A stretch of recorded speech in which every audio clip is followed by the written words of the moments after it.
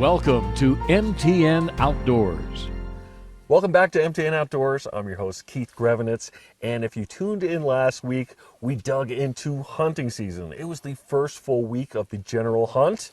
And now we're going to look at some of those statistics and see what hunters are bringing back. Also, we're going to find out what taxidermists are facing this time of year. It's their busy season. And then a big catch for a fishing team, a local fishing team from Helena, what they pulled in abroad. Check it out. A little snow in the upper elevations greeted hunters for opening weekend, and according to the Montana Department of Fish, Wildlife and Parks, there were a lot of them out that weekend. We did see really high hunter participation. I think what contributed to that, we had really mild weather going into opening weekend, and generally that means a lot of hunters try and get out and take advantage of that first weekend of general season. At the Cameron Check Station south of Ennis, FWP talked to 586 hunters who harvested 36 elk, 6 mule deer, 3 pronghorn, 5 whitetail, 2 black bears, and a mountain goat. Deer and elk success rate ran 8.2%. At the Gallatin Canyon Station, 253 hunters harvested 16 elk, 1 whitetail, 1 mule deer, both bucks, and a billy mountain goat. Deer and elk success rate at this station, 7.5%. Cameron's success rate a little below average for opening weekend. The Canyon a little above. All hunter information critical, successful or not to FWP. You know, only a certain percentage of them actually harvest something. That in itself is an important data point. That helps us get a sense of hunter success, how it's going, and you know how. The kinds of things people are seeing while they're in the field, all that kind of stuff is really valuable information for us. The big ask is, when will the migration begin? That answer always weather dependent. That's why Montana hunters are so fortunate.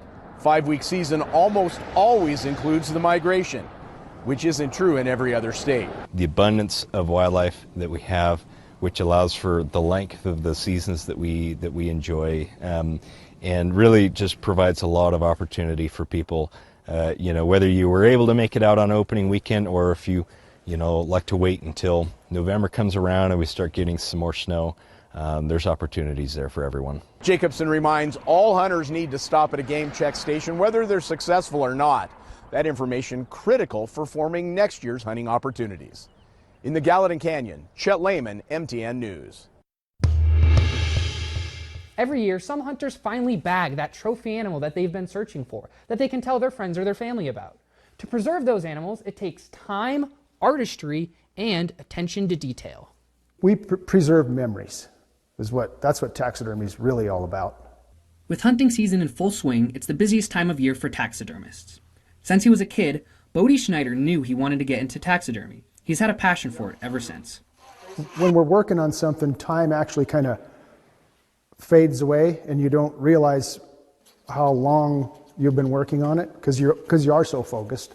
Schneider learned the trade from a master taxidermist before starting his own business almost 30 years ago and hasn't looked back. The process is all about detail. It can take weeks to months depending on how busy they are and the type of mount. But the balance in there to make it look amazing and still get it out the door because somebody's waiting for it. While 80% of customers are local to Helena and mainly working on elk, deer, and other Montana animals, they're busy year-round. But we also do things from all over the world, African things, New Zealand, Spain. We've done animals from all over the place. While it's a busy job, Schneider says it's easy to commit the time when it's something you love. There's always something to do. So you could probably work yourself to death doing this job if you wanted to. But it's not a bad problem to have, I guess. And just like the artist who helped him, he's helping teach others now, mentoring a friend interested in this art form to help keep up with the 300 pieces he works on each year. Well, the first deer I mounted, we had a conversation about it, and I said, I think that was the funnest day of work I've had in probably 20 years. Remember, the next time that you come back from a hunt with a score, these artists are ready to preserve your memories. In Helena, Evan Charney, MTN News.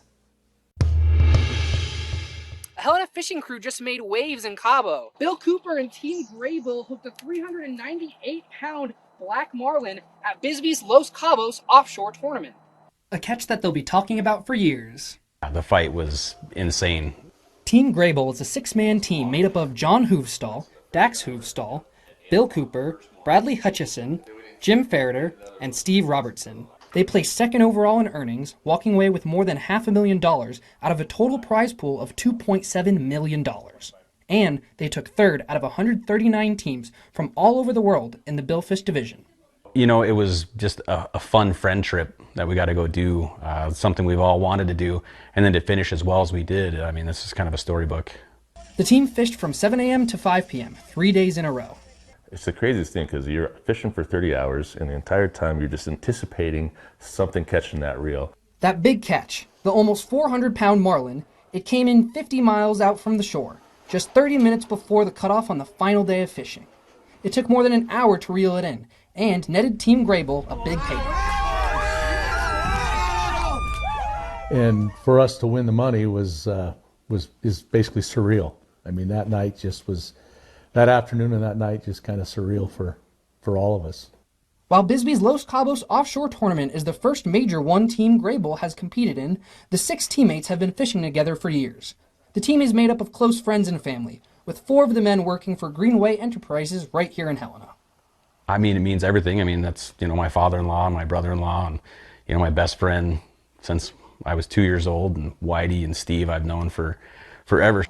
Now, what's the team going to do with $500,000? Well, a chunk of it's going to go towards their entry fee for the tournament next year. They think they have a real chance of landing a top spot. In Helena, Evan Charney, MTN News. You're watching MTN Outdoors. We'll be right back. We now return to MTN Outdoors. Agriculture is Montana's biggest industry. You might not be surprised to know that, but you might be surprised to know that some of our products being raised here are ending up on shelves in Asia. I'm Keith Grevenis with MTN Outdoors. Check this out. Standing here in Montana, Japan and South Korea may seem like a world away, but stop into a grocery store over there and you might just see something familiar.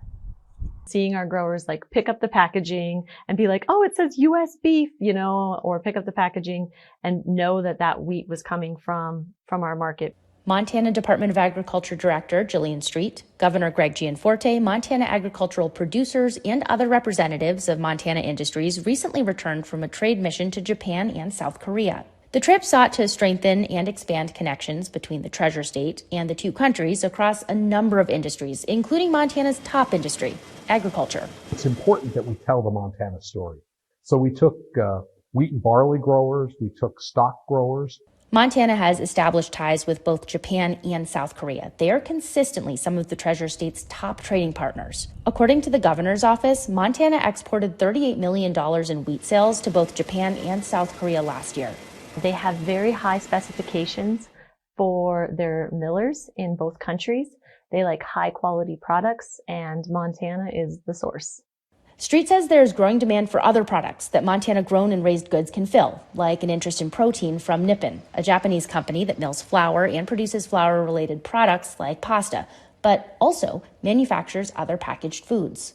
They are very excited about protein. And that excites me because Montana has an amazing protein profile. It doesn't matter if it's our wheat, our barley, our pulses, or our beef. We are a protein state.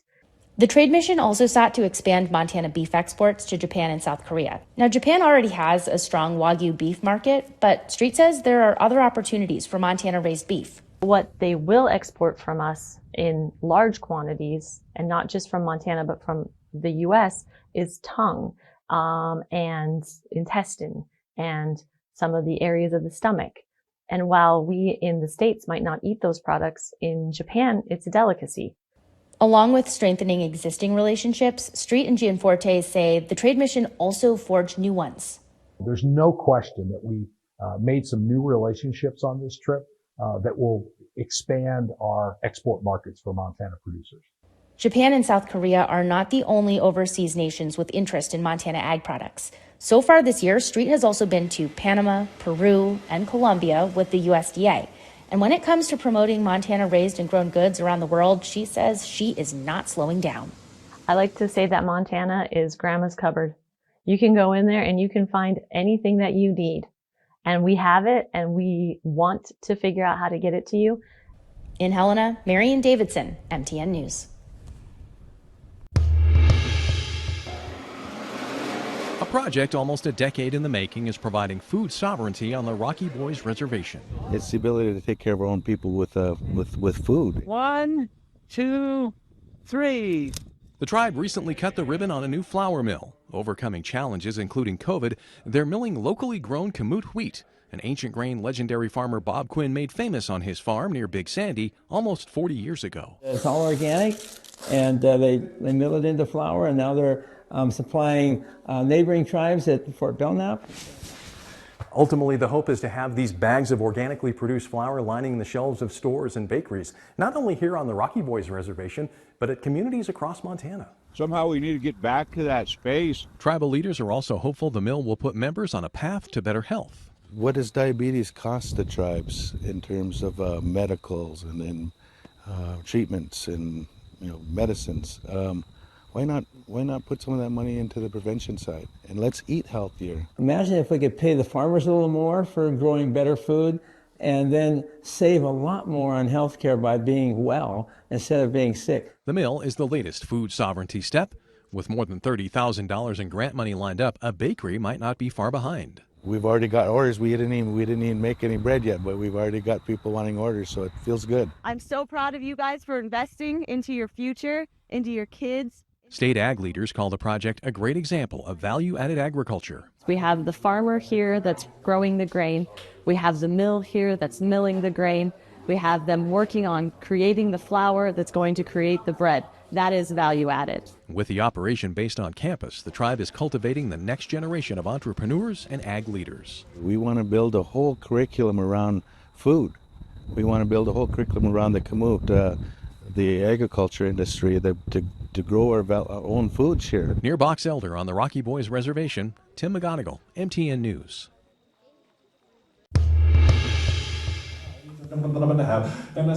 At Western Livestock Auction in Vaughan, the fall season means long days, full pens, and strong prices. But General Manager Ryan Perry says, despite national headlines, what's happening here isn't a sudden boom. It's part of the normal rhythm of the cattle business. The market's great. It's great. It's been on an unprecedented level throughout the summer, early fall. As we get into the end of October in this cow market, we're seeing more cows. So the supply is rising. The demand's still good, but we're getting more cows moving, and we're seeing a little softer cow market, but it's a seasonal thing that happens every year. Perry says the softer cow market is typical this time of year, as producers sell older cows and calves ahead of winter. But overall, he says the steady flow through the barns reflects a healthy market, one driven by strong demand and quality cattle. People love beef. They love to eat a steak. They love to eat a burger. It's a great time to be in this business, to have cattle. That strength comes after years of tighter supply and high costs across the industry. Ranchers say the prices they're seeing now are among the best they've had in decades, even if outside factors have added some uncertainty in recent weeks. We're still at an all-time high, but the there were calves that brought $300, $400, $500 per head less than they did a week ago. And so the market naturally will decrease a little just because of volume. The main reason for this huge drop is the comments about Argentina and the import of more Argentine beef. Earlier this month, White House officials announced potential plans to raise the Argentina beef import quota to 80,000 metric tons in an attempt to help lower beef prices. According to the USDA, there is a 19% increase in beef imports to the U.S. from last year. Bruner says that announcement allowing more Argentine beef imports briefly shook confidence, even though the actual impact will likely be small. If they were to import 80,000 metric tons from Argentina, that'd be all they could export, and it would have technically would have a very little effect on our market. The majority of that beef is ground up to mix with our beef. He says it's a reminder of how quickly markets react to perception, especially in an industry as connected as cattle. We raise outstanding feeder calves, outstanding beef, and it's going to stay that way. Even, with this Argentine deal, it'll be a dip, but people will still, the buyers, the feeders still want Montana beef. Both Perry and Bruner say Montana's reputation for quality and consistency keeps buyers coming back, proof that even though market shifts, the state cattle industry remains strong. In Cascade County, Madison Collier, MTN News. You're watching MTN Outdoors. Stay tuned for more Montana magic. Many people and pets gathered on Sunday afternoon for the grand opening and ribbon cutting for the newest section of the Whitefish Trail, the Rainbow Connection. It's about a mile and a half of new trail, and this is the last part of new trail to be built in the Beaver Lakes area. The Rainbow Connection links Murray Lake to Rainbow Lake, which has been a goal for Whitefish Legacy partners. So we are excited to bring Murray Lake more into the Whitefish Trail system. Previously, though it is part of the conservation easement area, we did not have trail to Murray Lake. Built on state trust lands, the DNRC manages the trail, leading to an important partnership. On this section, there was forestry over the last 15 years that actually in this case gives us some pretty amazing views because the trees left there, the larch that are left, there's some pretty cool openings between them. I think it's a good example of the DNRC and Whitefish Trail partnership. Whitefish Legacy Partners is also looking for help to fund the new section of the trail, and there are a couple of fun ways to do just that, including sponsoring the bench right behind me. The bench is in a prime spot at the high point of the trail, overlooking the valley below, and for $25,000, it can be named after its sponsor. In-ground survey markers and custom t-shirts also raise funds directly to the project. Funding is getting a little tougher, whether it's grants or private foundations. With this project, we're doing more work with our private donors where there are more donor recognition opportunities. And with the work completed, everyone can enjoy the beautiful views on the trail. It's good that I think we can all kind of use the forest in the way we want to and still generate revenue and enjoy it for what it is. In Whitefish, Maddie Kiefer, MTN News. Well, it sounds like something for Halloween. For trees, witch's broom is not a costume. It's the result of parasites impacting Montana's forests. So the top of that tree is dying. Dwarf mistletoe is a type of parasitic plant. They have to have a living host and they draw the nutrients from the host tree. In far along cases, you can spot an infected tree from far away. That's what it's called, the witch's broom, where the proliferation of branches, it's from a hormonal kind of change that happens with the mistletoe infection. Amy Gannon manages forest pests for the DNRC out of Missoula. She took me on a field trip to Patty Canyon to sweep for some brooms. I find it incredibly gratifying to find mistletoe plants, and I think we should go look for some. For example, this tree here, a lot of times infected trees look really green and healthy, but it's actually just the mistletoe, the parasitic plant. Different species of mistletoe target different trees. Gannon says there's one for almost every Montana conifer. So there's Doug fir dwarf mistletoe, lodgepole pine, etc. And you can find them all over the state, especially west of the Continental Divide. Like if you drive up the east side of Flathead Lake, you'll see it everywhere. And once you see one, you'll likely start to see more. It's important to recognize that these plants are raining seeds down on the understory. The parasites are very prolific. They shoot the seeds and they can go 20, 30 feet. And then they'll stick on the understory. Can I grab a sample? This is a broom, a mistletoe broom. They're really heavy. The brooms can cause problems, like falling off. And that's not great for recreation and targets below them, tents, picnic tables, RVs. And during fire season, they can act like a ladder for flames. The concern is the heavy foliage and the dense brooms that are in the mistletoe infected trees can bring the fire up to the tops of the trees and make it a much more severe fire. Gannon says dwarf mistletoe can pose a management problem, partially because they're hard to get rid of, and because they take years to kill trees. We all remember the mountain pine beetle outbreaks of about 2009 to 2015. They swiftly kill the trees. Mistletoe does not. It's a slow decline. So I think a lot of managers and homeowners and landowners are able to ignore it for a little too long until it becomes quite a problem. You can cut off a broom, but the tree and others nearby will stay infected. The DNRC works to help root out infections because it really is a landscape scale change that needs to happen. You can't just manage small little pockets here and there. In Missoula, Caroline Weiss, MTN News. Christmas is coming early this year. At least the chance to get a permit to cut your own tree is.